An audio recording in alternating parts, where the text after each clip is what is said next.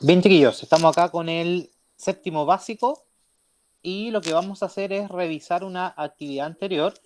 Principalmente vamos a comentar el texto. Acá no es tan importante que si usted tiene la respuesta buena o mala, sino que lo que me interesa es que usted me pueda decir qué le pareció a ese texto, porque encierra varias claves que son súper importantes para después comprender otros textos más largos, ¿ya? ¿Alguien quiere decirme qué les pareció este textito cortito de esta jovencita que tenía un sueño y que de pronto ve esta casa en la colina y recuerda que era lo mismo que su sueño? ¿Qué les pareció? Se llama La Casa Encantada el texto.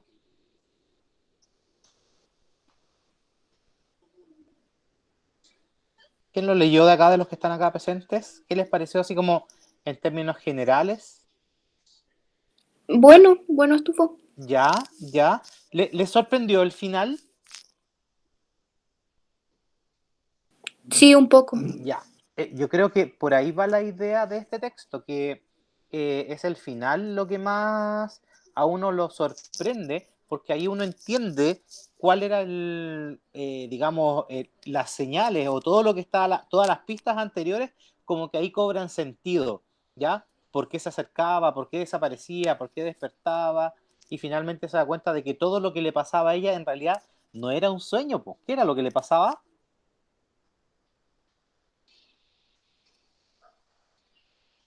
¿Qué pasaba en realidad a esta niña? No, no era que estuviera soñando siempre.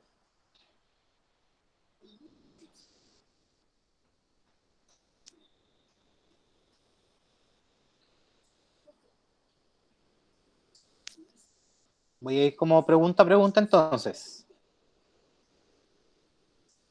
Pregunta uno dice, ¿qué sucedía en el sueño de la joven? ¿Alguien tiene esa respuesta ahí?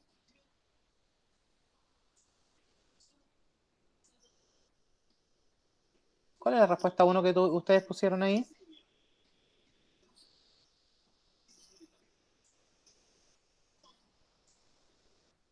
¿Aló? ¿Hicieron? ¿La tienen esa o no?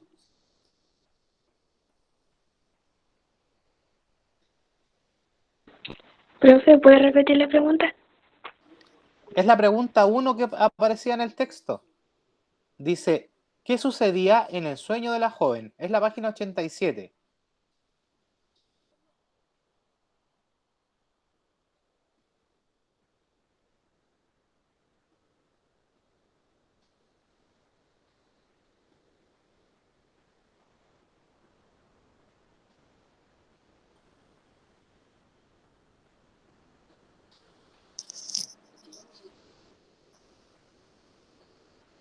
Bueno, lo que pasa acá, yo les voy a ir como respondiendo. Se supone que ustedes tenían hecho esto, por algo yo les había preguntado antes si la grabábamos o no.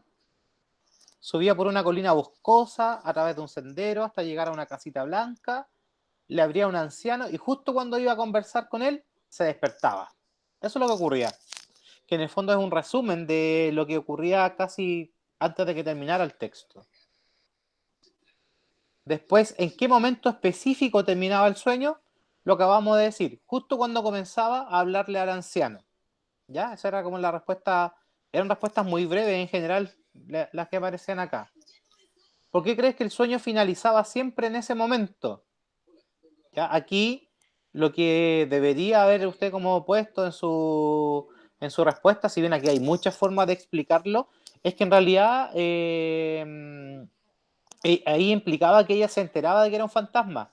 Por lo tanto, esa es la parte como esencial de estos sueños, que en realidad después nos dimos cuenta que no eran sueños. Eh, ¿Qué tipo de narrador presenta? Ya, aquí la clave era que usted repasara el concepto de narrador. Como me preguntaron harto sobre esto, yo después igual lo voy a explicar de nuevo. Acá el narrador que se manifiesta es el narrador omnisciente, porque conoce todo, todo, todo. Por eso que después hicimos el ejercicio de escribir desde un narrador omnisciente. Les leo algunos fragmentitos donde se nota que es un narrador omnisciente. Una joven soñó una noche, al tiro.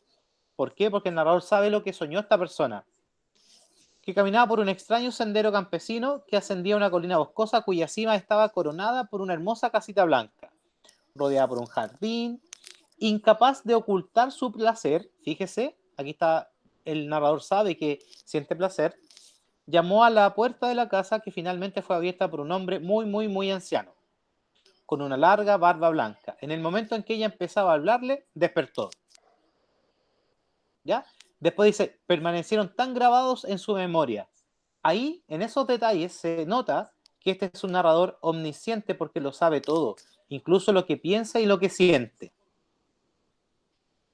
Después, la pregunta 5 dice, después de leer el final, ¿crees que la percepción del tiempo que se presenta en el cuento puede ser cuestionada?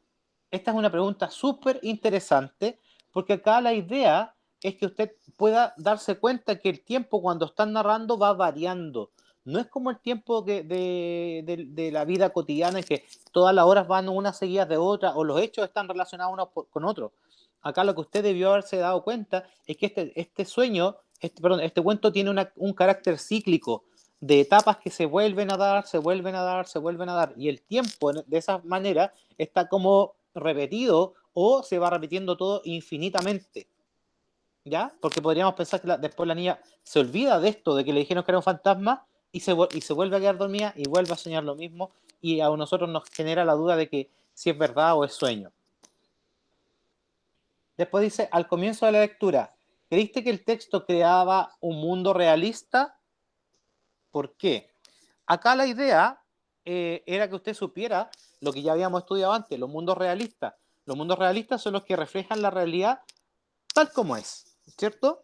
Entonces, cuando parte este relato, claramente la realidad es reflejada lo más cercano posible en el texto, ¿ya? Por lo tanto, debería usted haberle dado la idea de que es un mundo muy, muy apegado a la lógica realista. ¿Alguien se enreda todavía con los tipos de mundo, lo realista, lo onírico, lo fantástico y eso? ¿Alguien le genera dudas todavía ese concepto? Lo pregunto más que nada para ver si lo repasamos después junto con los narradores. Porque ya lo habíamos visto, pero si es necesario repasarlo, lo repasamos. ¿No? ¿Parece que nadie? No. Después dice, ¿a qué tipo de mundo corresponde el de la narración? Ya. De partida, como hay fantasmas, ya sabemos que no es un mundo realista. Parte con una descripción del tipo realista, pero después se transforma en un mundo fantástico. ¿Ya? Los fantasmas y otros seres forman parte de ese tipo de mundo en el cual se rompe con la lógica cotidiana. ¿Ya? Los fantasmas no forman parte del mundo realista, sino que forman parte de un mundo que se llama fantástico. ¿Ya? Después, dice, antes del final, ¿hubo algún hecho que te hiciera dudar sobre el tipo de mundo de la narración? ¿En qué momento del relato surgió esa duda? Aquí hay estas partes donde usted debió haber tenido alguna duda. Alguien me preguntó, profe, si no tuve ninguna duda, ¿estará bien? No, no está bien, porque el relato está hecho para que usted tenga dudas. Y esa duda estaba en que en un sueño se repite exactamente igual, ¿ya? Y sobre todo cuando la joven va y desde el automóvil observa exactamente la misma escena del sueño. Ahí se rompe la lógica del mundo realista y uno dice, ah, algo raro está pasando aquí, ¿ya? Si usted dice, no, nada me llama la atención, significa que usted no leyó con detalle esa parte que está ahí. Después dice, ¿qué explicación da el texto a la duda que se plantea? Aquí, muchos de ustedes me decían, ¿pero qué duda? Bueno, la duda que plantea el texto es ¿qué es lo que está pasando? ¿Por qué a esta niña se le repite el sueño permanentemente? ¿Por qué esta niña ve lo mismo que pasa en su sueño, lo ve como en la realidad? Y la respuesta es que el anciano le dice a ella que en realidad es un fantasma. Y ahí cierra el relato. ¿A qué tiempo verbal corresponden los verbos destacados? Ya dice, ¿por qué crees que se usa este tiempo? Soñó, caminaba, ascendía, estaba. Esos verbos están en pasado, ¿cierto?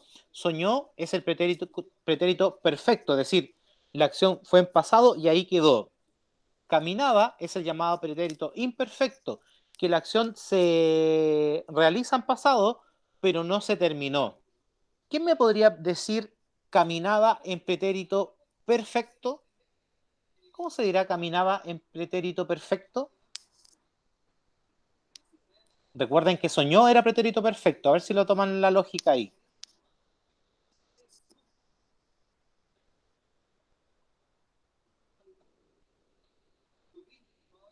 ¿No? ¿Ninguno la sabe?